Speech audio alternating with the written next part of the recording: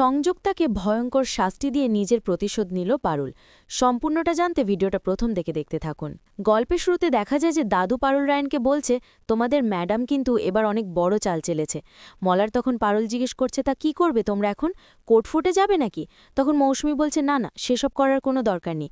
এমনি আগেরবারও এই ম্যাডাম আমাদের সবাইকে নাকানি চোপানি খাইয়েছে। আর বলছে, কেন, যদি দরকার পড়ে অবশ্যই আমরা কোর্ট কাছারি সব কিছু করব।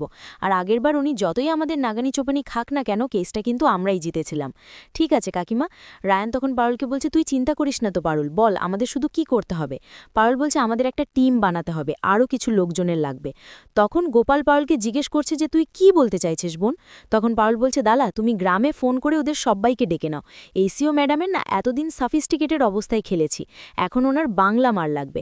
এমন অবস্থা করব না যাতে এসিও ম্যাডাম নিজের মুখে ওনার কুকীর্তিগুলো স্বীকার করে। অপরদিকে শিরিন তো সিও নেই বলে সেই কারণে সিওর চেয়ারে বসে আয়েশ করে চা খাচ্ছে, হারবালটি। তখনই এসএস ফোন করে। শিরিন দেখে তো চোখ মুখটা বেঁকাচ্ছে, তারপরেই অনেকক্ষণ পর ফোনটা ধরে। তখন এসএস বলছে, শিরিন সাইবার সেলের কি কোনো খোঁজখবর পেলে? এই বলি কথা বলছে, কিন্তু সে কিন্তু কোনো কথাই বোঝে না, চুপ করে আছে। এসএস হ্যালো হ্যালো করছে। একটু পরে সেন বুঝে আসলে, ম্যাম কি বলল, নেটওয়ার্ক প্রবলেম হচ্ছিল, আমি শুনতে পাচ্ছিলাম না আপনার কথা, এখন ঠিক আছে? তখন এসএস বলছে, তাহলে বল ওদিকে সাইবার সেলের কি কোনো খোঁজখবর পেলে, কিছু কি হয়েছে? শিরিন বলছে, না না ম্যাডাম, আপনি একদম শান্তিতে থাকুন, আপনি শান্তিতে আপনার হলিডে কাটান। এসএস বলছে, যাকগে বাবা, আমি একটু রিল্যাক্স, এবার আমার ভেকেশনটা কাটাতে পারবো। ম্যাডাম আপনি এখন কোথায় আছেন? এসএস বলছে, আমি একটা খুব সুন্দর জায়গায় আছে জানো, সি সাইড, সুন্দরভাবে কটেজটা সাজানো, আমি একা কটেজে মি টাইম স্পেন্ড করছি, রুট এবং নেচারের সঙ্গে একদম আইসোলেটেড একটা স্পট। বলছে, ওয়াও ম্যাম, তাহলে আপনি আপনার হলিডে টাইমটা এনজয় করুন ভালো করে, এদিকে আর কোনো টেনশন নেই। পারুল চক্রবর্তী এবার ফিনিশড ম্যাম। এসএস বলছে, ভেরি গুড, কিন্তু তবুও অফিসে কি হচ্ছে কি না হচ্ছে সে সবকিছুর আপডেট কিন্তু আমাকে দিতে থেকো। শিরিন বলছে, হ্যাঁ ম্যাম অবশ্যই। তখন এসএস ফোনটা রেখে তারপরে বলছে যে উনি ভেকেশন হলিডে মানাতে গেছে, আমি নাকি ওনাকে সবকিছু ফোন করে খোঁজ খবর দেব। শুনুন ম্যাম, আমি না কারোর আন্ডারে থাকতে পারি না, আর আমি কখনো থাকিও নি, আমি শুধু সময়ের অপেক্ষা করছি। পারুলকে শুধু একবার আমি বের করি এই অফিস থেকে, তারপরে কে কার কথা শোনে সেটা তো দেখাই যাবে। ওদিকে পারুলরা তো রাস্তায় বেরিয়ে পড়েছে, অপেক্ষা করছে ওদের গ্রামের লোকরা কখন আসবে। তখনই তিনজন গ্রামের লোক ছুটতে ছুটতে পারুলের দিকে আসে। বলছে, কাকারা তোমরা এত দেরি কেন করলে, আর বাকিরা কোথায়, তোমরা তিনজন কেন? তখন লোকগুলো বলছে, আরে আমরা তো চলে এসছি, বল কি করতে হবে। আর সবাই ওরা পিছনে টোটোতে আসছে। বলছে, শোনো, এবার একটা অনেক বড় প্ল্যান করেছে, একজন রাধব বলকে তোমাদের ধরতে হবে। পারুল প্ল্যানটা বলে দিয়ে বলছে যে প্রথম থেকে কিন্তু রুকুদি আর গোপাল জাদাই তোমাদের সবটা সামলাবে, ঠিক আছে, পরে আমরা ঢুকবো। তখন গ্রামের লোকরা বলছে, তুই চিন্তা করিস না, কিন্তু তোর ম্যাডামের খোঁজ তুই কি করে পাবি? আর বলছে, চিন্তা করো না, সেটা জানার জন্য আমার বিজন কাকা রয়েছে। আর সঙ্গে সঙ্গে বিজনকে ফোন করে জেনে নেয় যে এসএস কোথায় আছে। এরপরে সবাই তো অ্যাড্রেসটা জেনে যায়, সবাই পৌঁছে যায় সেই লোকেশনেই। সবাই আদিবাসীর ছদ্মবেশ নিয়ে নেয়, নিয়েই তো এসএস এদিকে ঘুমাচ্ছিল। তখনই সবাই মিলে এসএসের রুমে ঢোকে। এসএস তো ঘুমাচ্ছে, কিছুই বুঝতে পারছে না।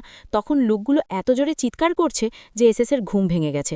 ঘুম ভাঙতে ওদেরকে দেখেই তো এসএস ভয় পেয়ে গেছে, চিৎকার করছে যে কেউ আমাকে বাঁচাও, কিন্তু কে আর কার কথা শোনে। এসএসকে নিয়ে চলে যায় জঙ্গলের ভিতরে মুখ ঢেকে। এসএস চিৎকার করে বলছে, আমাকে কোথায় নিয়ে এসো। এসএসে তখন মুখটা খুলতে দেখেই চারিদিকে অন্ধকার করছে, আর আদিবাসী লোকেরা সব কী সব ভাষায় কথা বলছে।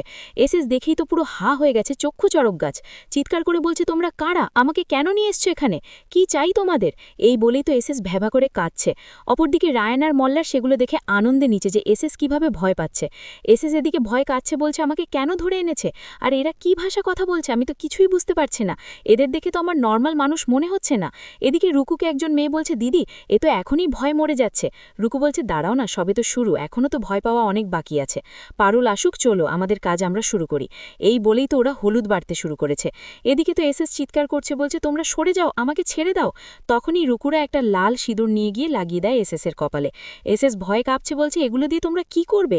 এসএসের গালে গায়ে সব জায়গায় তো এবার হলুদ লাগানো হচ্ছে। এসএস তো চিৎকার করছে ভয়। এসএস মনে মনে বলছে, এরা আমাকে এসব মশলা মাখাচ্ছে কেন, এরা কি কোনোভাবে আমাকে বারবিকিউ বানাবে বলে ম্যারিনেট করছে, মশলা মাখাচ্ছে? এটা কি ক্যানিবার, এটা কি মানুষ খায় নাকি? সবাই তো বুঝতে পেরেছে যে এসএস খুব ভয় পেয়েছে। ময়না ইচ্ছাকৃত করেই আরও একটু ভয় দেখাচ্ছে। তখন কী সব ভাষায় কথা বলছে ময়নাকে ইচ্ছাকৃত করে, সেটা শুনেই তো এসএস আরও ভয় পেয়ে গেছে। মাকে ডাকছে চিৎকার করে। একটু পরেই পারুল আসে। পারুলকে দেখেই তো সবাই চিৎকার করছে, সবাই প্রণাম করছে। এসএস এদিকে অবাক যে পারুলকে দেখে সবাই প্রণাম কেন করছে। পারুল প্রথমেই তো যায় ময়নার সামনে। ময়না তখন আস্তে আস্তে বলছে, সব ঠিক হচ্ছে তো পারুল? পারুল বলছে পারফেক্ট হচ্ছে দাদা, জ্বালিয়ে যাও। পারুল তখন এসএসকে বলছে ওয়েলকাম ম্যাক, খুব অবাক হয়ে গেছেন তাই না? এসএস বলছে তুমি এখানে কি করছো? আমি বুঝতে পেরেছি, তার মানে এরা সবাই তোমার ঠিক করা লোক তাই না? তুমি এদেরকে আগে থেকে প্ল্যান করে নিয়ে এসেছো, তুমি আমাকে ভয় দেখানোর জন্য এসব করছো তাই না পারুল? তুমি জানো না কিন্তু আমি কি করতে পারি। আর বলছে আরে আপনি আগে এদের থেকে ছাড়টা পান, তারপর তো এসব কিছু বলবেন আপনি আমাকে। আর শুনে রাখুন, এরা কিন্তু আপনার মতোই শাক পাতা খায় না, এরা কিন্তু নরখাদক। এসএস শুনে হ্যাঁ চোখগুলো রসগোল্লা হয়ে গেছে ভয়। বলছে কি? পাউল বলছে হ্যাঁ, এরা মানুষের মাংস খায়। এদিকে রায়ান মল্লারকে বলছে এবার শুরু হবে আসল খেলা। এদিকে পারুল এসএসকে বলছে আর সেই জন্যই তো ওরা আপনাকে তুলে নিয়ে এসছে এখানে, আপনার ডিনার হবে বলে।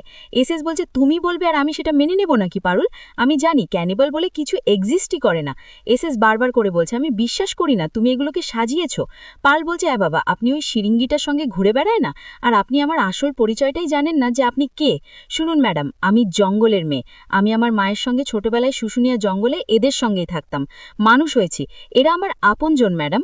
আর আপনিও তেমন, বাঘ কোনোদিনও বাঘের মাংস খায় না মেসেস। বলছে কি পারুল? হ্যাঁ ম্যাডাম, আমিও ওদের মতো মানুষের মাংস খাই। আপনি কখনো নিশ্চয়ই আমাকে দেখে আগে বুঝতে পারেননি তাই না? এসএস বলছে কি তুমিও মানুষের মাংস খাও, তুমিও ক্যানিবাল? আর বলছে একটু পরেই আপনি বুঝতে পারবেন সবটা। এরা দেখছেন তো কেমন করে চিৎকার করছে, না থাকবেন আপনি, না থাকবে ওই শিরিমগের শয়তানি, এরা আজকেই আপনাকে ডিনার বানাবে। এসএস বলছে পারুল তুমি এমনি আমার করতে পারো না বলো, তুমি তো খুব ভালো বল। আর শোনো, এরকম করলে পুলিশ কিন্তু একদিন না একদিন ঠিক জেনে যাবে, তুমি কিন্তু বেঁচে ফিরতে পারবে না। আর বুঝতে পারে যে এসএস এখনো সত্যিটা মুখ থেকে বের করবে না, তাই ওকে আর একটু ভয় দেখানোর জন্য গোপালকে ইশারা করে যে এসএসকে আর একটু ভয় দেখানোর জন্য। এবার গোপালরা ছুটে যায় এসএস এর কাছে, গিয়েই হাতটাকে খুলছে। তখন এসএস বলছে কি আবার হাত খুলছে কেন এরা, কি বলছে? পারুল তখন এসএসকে বলছে যে ওরা আপনার হাতের মাংসটা নিয়ে ওদের দলপতিকে দান করবে। পারুল তারপরে এসএসও ওদের দলপতি যে হলো কি যে ময়না সেজেছে হেড, তার সঙ্গে আলাপ করিয়ে দেয়। ময়না কিছু একটা বলতেই তখন পারুল সেকে ট্রান্সলেট করে এসএসকে বলছে উনি বলছেন যে এবার আপনাকে আগুনে নিয়ে যেতে হবে, এবার আপনার রোস্ট হবে, ওখানে সব ব্যবস্থাও করা আছে, জালির ওপরে আপনাকে শোয়ানো হবে। এসএস চিৎকার করে উঠেছে। অপরদিকে চেয়ারম্যান স্যার তো অফিসে আছে, সবাই আছে, কিন্তু কি করে যে পেজটাকে ফিরিয়ে আনবে সেটাই পারছে না। চেয়ারম্যান স্যার এসএসকে বলছি যে সংযোগটাকে ফোনে পেলে? তখন শিরিন বলছে না স্যার, এতক্ষণ তো রিং হচ্ছে না, কিন্তু এখন আবার নট রিসিভেবল বলছে ফোনটা। তখন চেয়ারম্যান স্যার বলছে কি অবস্থা, কোম্পানির সিইও এই বিপদের সময় সে নাকি হলিডেতে গেছে। রাজনা তখন চেয়ারম্যান স্যারকে বলছে এবার কি করব আমরা, স্যার কোনো পেজে তো অ্যাক্সেস করতে পারছি না। চেয়ারম্যান স্যার বলছে যে করেই হোক না কেন আটকাতেই হবে, সকালের মধ্যে এটা ঠিক না করতে পারলে ওএনওয়াই এর ক্যাম্পেইনটা কিন্তু একেবারে ছড়িয়ে যাবে, সাকসেসফুল হয়ে যাবে, পিওর লাইফের মার্কেট শেয়ার কিন্তু এক ধাক্কায় অনেকটা পড়ে যাবে। কাল সকালের মধ্যে পেজটা কিন্তু অ্যাট এনি কস্ট রিকভার করতেই হবে। শিরিন চিন্তায় পড়েছে যে পারুলরা কি ম্যামকে পেয়ে গেছে, সেই কারণেই কি ম্যামকে ফোনে পাচ্ছি না। আচ্ছা যদি ওরা পেয়ে যায় তাহলে তো পুরো প্ল্যানটাই ভেস্তে যাবে। অপরদিকে এসএসকে তো ঠিক যেখানে বারবিকিউটা করা হবে সেই জালির ওপরে গিয়ে শোয়ানো হয়, হাত পা বেঁধে। এবার পারুল তো আগুন দেবে বলে আগুনও হাতে নেয়। এসএস তো ভয় পারুলকে বলছে এভাবে আমাকে মেরো না পারুল, আমাকে ছেড়ে দাও। আর এখানেই আজকের পর্বের আপডেট শেষ হয়। দেখা হবে আগামী পর্বের আপডেটে।